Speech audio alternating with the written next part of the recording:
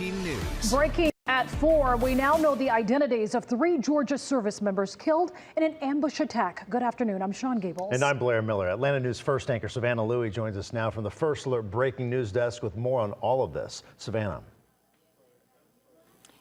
Sean, Blair, this new information just coming within the past couple of hours here, and we're learning that one of those soldiers involved was from right here in North Georgia. Sergeant William Rivers from Carrollton, along with Specialist Kennedy Sanders from Waycross and Specialist Brianna Moffitt from Savannah, all killed in a drone attack Sunday in Jordan. I want to go ahead and show you here. This is a picture of Specialist Kennedy Sanders.